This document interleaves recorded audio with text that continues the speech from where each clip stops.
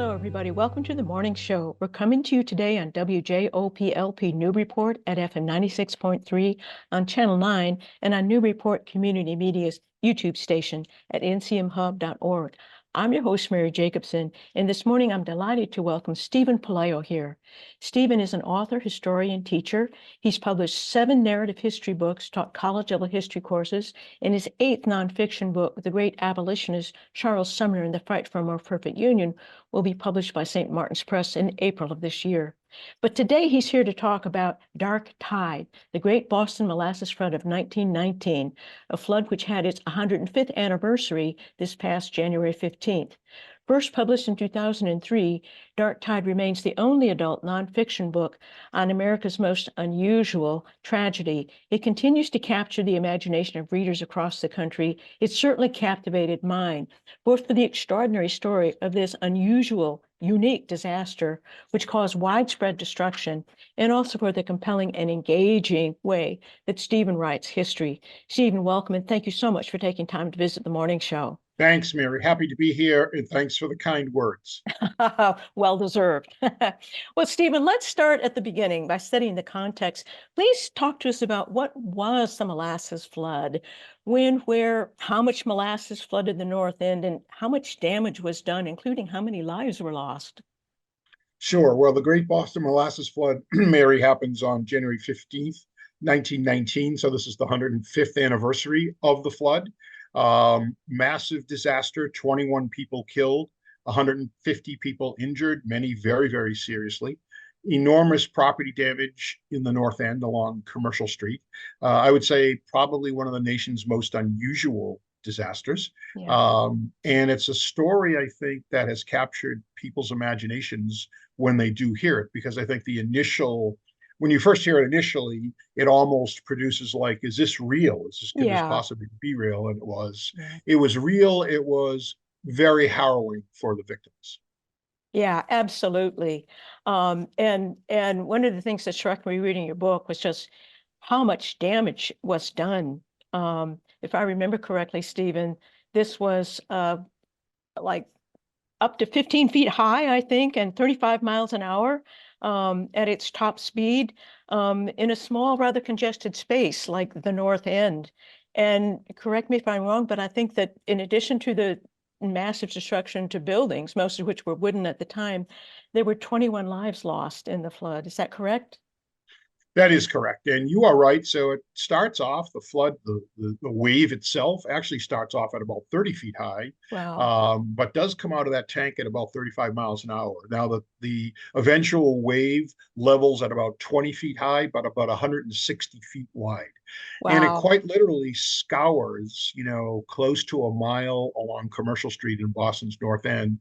And you're also correct in how congested that area was. It was a very big area for shipping. It was right on the harbor. Yeah. So lots of products that Boston shipped out at the time left from that harbor. There was a North End paving yard, which is like a DPW yard, located right there. So a blacksmith shop, a carpentry shop, a firehouse, stables with about 25 horses, all in that area. And, along Commercial Street were also residential structures, small businesses, things of that nature. So, yes, very, very congested Yeah. neighborhood. And one of the things I remember from your book, Stephen, is the clarity about molasses is a viscous fluid. It's not like water, which you could swim through and hope to rise to the surface. This was thick molasses. If you were caught up in that tide of molasses, there was no way you were going to be able to escape it. So, Yeah, I think that's right. Viscous, thick, um, really, very hard to get out of, as you say. Very difficult to extricate bodies for some of the yeah. rescue people after. And also, when these victims were taken to the nearby Haymarket Relief Station hospital, their breathing passages were clogged. Yeah. Doctors and nurses had to, in some cases, cut their clothing away Hmm. because the molasses had, congealed. It doesn't totally harden, but had congealed around their clothing and Yeah. their faces. Yeah, just a nightmare. The stuff of horror films, Stephen, really, when you visualize what the impact it had on people. Um, and this was just again to create perspective, this was a massive tank. It held, and correct me again if I'm remembering incorrectly, but I believe more than 2 million gallons of molasses. Just huge tank. Yeah, the tank is 50 feet tall. So just think of a five-story building, Yeah, 90 feet in diameter. And it held 2.3 million gallons of molasses at its full capacity, which yeah, it was on the day that it collapsed. yeah, And so I think it's very difficult to maybe get your arms around that in terms of volume, but at least the weight of the molasses in that tank. You know, one of the lawyers in the court case that followed said it was equivalent to 13,000 Ford automobiles of the day. oh, So oh, you take a Model T Ford, which weighed about 2,000 pounds, multiplied it by 13,000. So the weight in that tank is 26 million pounds, a tank that's held together with thousands of rivets. So, yeah, tremendous amount of weight. yeah, absolutely. Well, let's set some more of the context of, why there was such an enormous tank of molasses in the North End. Um, because one of the things you clarify in the book that was surprising to me was why molasses was such an important product at the time, particularly, during World War I. So help us understand what it was used for and why molasses was in such high demand at this point in history. Yeah, so the molasses tank is located right on Boston Harbor, which gave it a really good geographic location for big molasses steamers that would come up from Puerto Rico, Cuba, the West Indies, with 700,000, 800,000, even a million gallons of molasses in their holds. So they would offload the molasses there and then ship it, transport it about a mile away to the company's distilling plant in Cambridge, United States Industrial Alcohol, private company with US in the name, and they would distill it there. So in peacetime, it was used for things like lacquer and dyes and paint thinners and turpentine, things of that nature. But in wartime, and you are correct, during World War One, it was further processed and used in the production of munitions like Mm. nitroglycerin, TNT, dynamite, high explosives, those kinds of things. And so US Industrial Alcohol had as its large customers prior to the US getting into the war, had as its large customers the British government, the French government, some of the big munitions producers around the United States.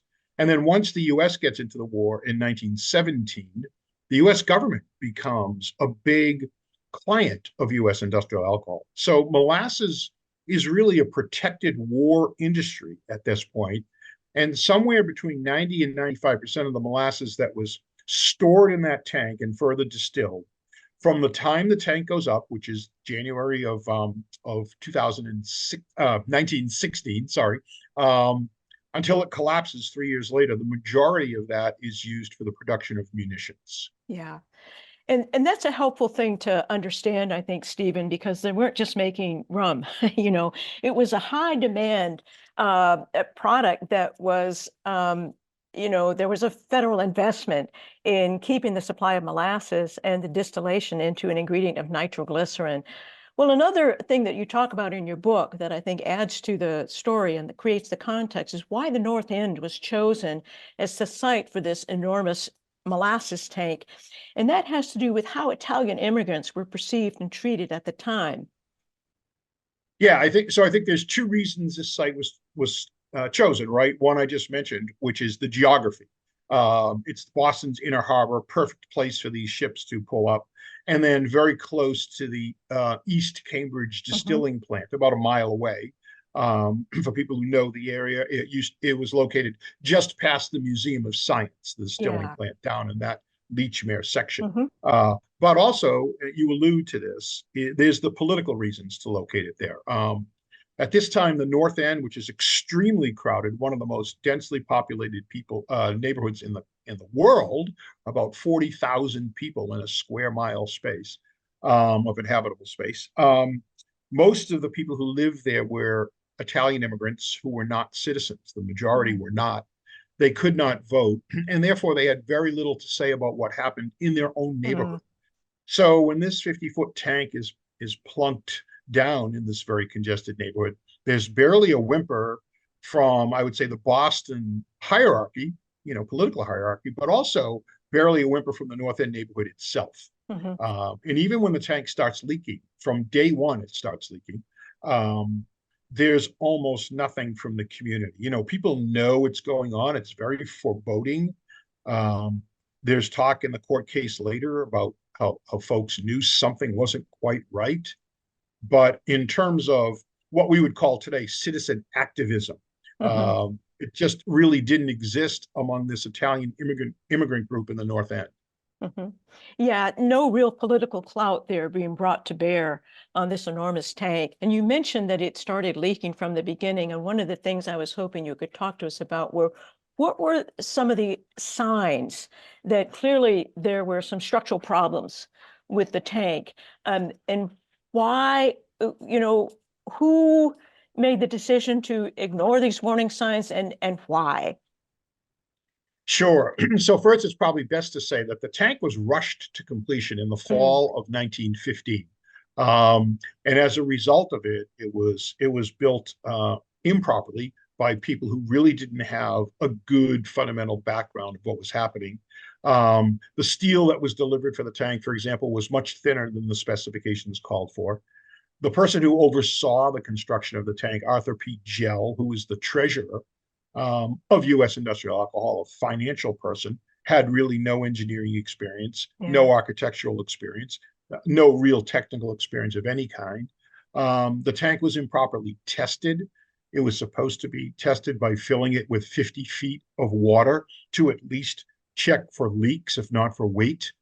And Gell testifies in court later that it was filled with only 6 inches of mm, water, took it up past the first angle joint, and then pronounced ready for use, but that the company had neither the time nor the money to test it properly. So all of these factors went into a tank that was very shoddily constructed. yeah, And it did start leaking. The warning signs, it starts leaking from day one, not just small pinprick leaks, but large 50-foot leaks that would come down from the top of the tank, mostly out of the rivet holes. Um, so much so that children in the North End would go down to the site and scoop up molasses that had pooled around the bottom of yeah, the tank, to take home. So it yeah, was very clear, and also the tank. DPW workers at the time would say anytime the tank was filled, it would moan and groan. yeah. Before a fence was put around the tank, for example, some of these workers would lean up against it to eat their lunch and could feel it shuddering. Ah, Um, Gell at one point, he gets warned by some of the people who work for him that there are issues, and so at one point he has the tank painted yeah, from a steel blue color to a brownish red color, which is the color of molasses to kind of yes, camouflage the yeah, leaks. And but again, testimony in court afterwards, people are saying it didn't really camouflage it. We still saw those leaks. There were yeah. still issues with that tank. But the fact that they tried is what's stunning. That they literally tried to cover up the leaks and the leaking. And in other words, based on what you're saying, there were lots and lots of, they're beyond red flags. They were like bright red flashing lights saying problems, problems, problems that were just overlooked. Um, well, Stephen, one of the things you've said is that to understand the flood is to understand America of the early 20th century. And I was hoping you could put the microcosm of the flood within the macrocosm of the larger events of our history and culture during that time. Sure, Mary, and I say this often when I talk about this. When I did the research for Dark Tide, I was amazed at how almost every major issue America was dealing with during this part of the 20th century quite literally touches the flood story. So lots of times when you're a nonfiction author, you of course talk about an event and then surround the event for what's happening. But what amazed me is that these issues touched the flood story directly. Yeah. So we talked about World War One and Hmm. munitions. That's a big issue here, munitions production. Um, we talked a little bit about immigration. So that's a Yeah. huge issue in the early part of the 20th century, as it is today. Some similar um, some similar themes and some different themes. But yes, the immigration issue bears a big part in this, Mhm. plays a big part in this because of these Italian immigrants who had very little to say. The anarchist movement, which is a very violent and very active movement during this part of the 20th century, quite literally touches the flood story. Why? Because the de facto unofficial Italian anarchist movement had its headquarters in the North End. Mm. And so US industrial alcohol makes as the cornerstone of its defense that an anarchist put a bomb in the tank, and Mm. that caused it to blow up, Mm. and therefore they should be absolved of all liability. Yeah. So that's part that anarchist theme weaves its way through Dark Tide. Yeah. And then I think the fourth real big one is this whole relationship between government and big business. Mhm. And I would say government and the protection of the public and the business and public, is affected here. So in the massive civil lawsuit that follows, the court finds in favor of the plaintiffs against United States Industrial Alcohol. And it's really, if you draw a line, that's in 1925.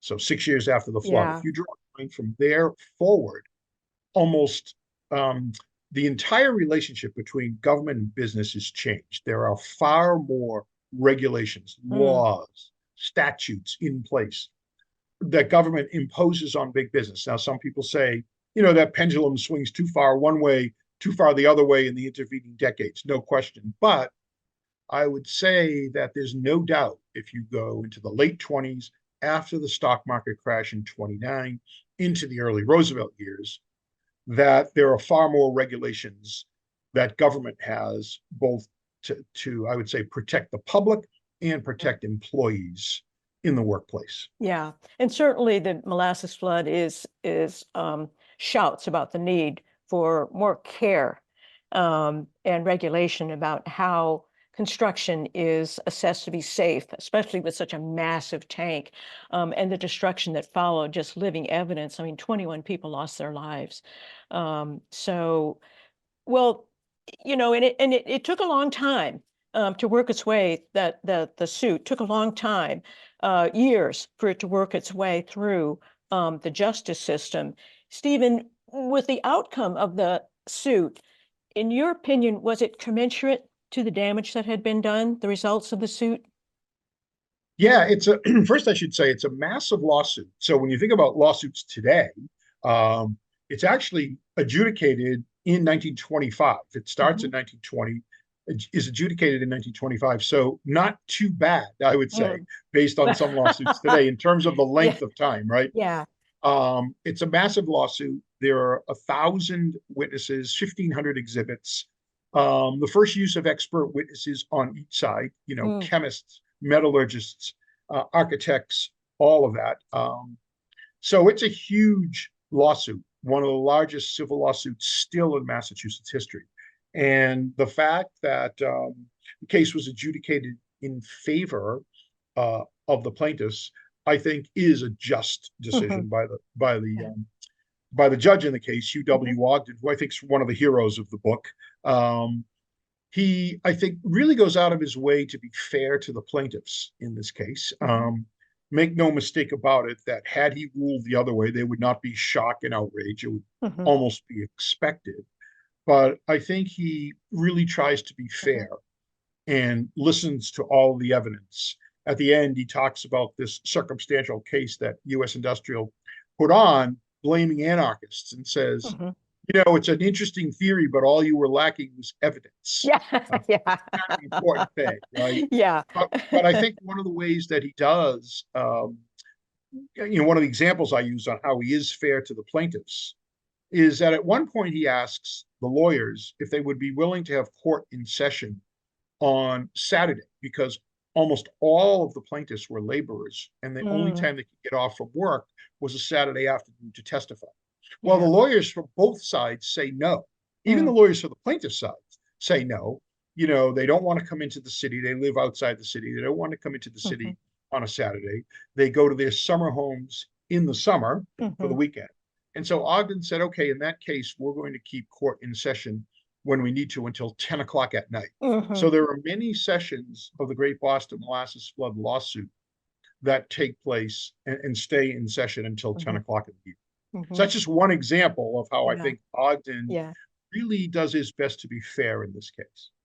And I would add that one of the things I enjoyed about your book was that you make that whole civil suit and how it plays out just incredibly dramatic. Thank you. It is as compelling as the story of the flood itself. So it's one of the just wanted you to know that I thought you did a fantastic job of highlighting the drama of that court I case. appreciate that, Mary. Thank you. Thank you. Not an easy thing to do. Well, Stephen, you know, what in your opinion was the lingering impact and legacy of the flood, and what lessons? I mean, you've talked about, you know, how it represented everything that was going on during that time in American history, but what lessons do you think we can apply from it to American culture and commerce today? Yeah, so I kind of mentioned this whole notion of the impact it had in terms of the effect of government on big business, Mhm. government in the workplace. Um, but I'd say one of the subsets of that, right, is that almost everything we take for granted in the building construction industry today is as a result of the reforms that happened after the Great Boston Molasses Flood. So things like architects need to show their work, Yeah, engineers need to sign and seal their plans, building inspectors need to come out and look at projects to make sure they are safe. This, don't forget, this tank didn't even require a building permit because it was considered a receptacle and not a tank. yeah, But all of those building construction standards that we take for granted, I think, start here in Boston, Massachusetts, and ripple across the country. So I often say that the Great Boston Molasses Flood did for building construction standards what the Coconut Grove fire several years mm, later did for fire standards across yeah, the country. So you have these two Boston disasters um, that ultimately lead, I think, to some beneficial regulations and beneficial things yeah, that come as a yeah. result of it. So I'd say that's one of the biggest parts. The law, the ramifications that we have today, when a building inspector comes out to your house in Newburyport Mhm, to look at your project, mhm. that's as a result of the Great Boston Molasses Flood disaster. And that is an important and life-changing legacy, those reforms that we all benefit from today. So, Stephen, thank you so much for writing the book and for visiting the show. I really appreciate it. One final question before you go, because your book's not coming out until April, so we have to wait for the Great Abolitionist. But I was hoping maybe that you'd tell us a little bit ahead of time about what your forthcoming book will be about. I know it's about Charles Sumner. Could you tell us just a little bit, a foretaste of what we can look forward to in April? Sure, and thank you for asking. I'm very excited about The Great Abolitionist. It's the first biography on Charles Sumner Mm, in over 50 years. I basically call this a biographical history mm, because it talks about Charles Sumner, who is the leading anti-slavery voice in the United States and the leading equal rights voice in the United States for the 23 years that he's in the Senate from 1851 till his death in 1874. And as a result of his work, he's in the midst of almost everything in during America's, I would say, most dramatic period. The run up to the Civil War itself, including his relationship with Abraham Lincoln, mhm, which is pivotal, and in the Reconstruction period to follow. So it's written in that same narrative style. mhm, It's a biography, but I think the readers who like that narrative style in which I write my other books will really, really enjoy this. mhm. I feel like Charles Sumner's been living with me for the last few years since I've done so much research on the book. But I do think that people who enjoy the narrative way I write history and talk about history will really enjoy The Great Mhm. Abolitionist. I'm Very confident. excited. I'm excited too. I can't wait to read it.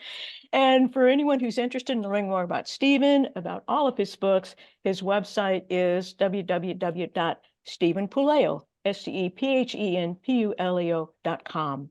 And you'll find plenty of information there. Stephen, I can't thank you enough. It's been a joy to talk to you. It was a joy to read your book. You've educated us all. I appreciate it. Mary, thank you so much for having me. Thank you, Stephen. Take care. That's it for today, everybody. Please join us again next Thursday at 9 for the morning show. Till then, be well.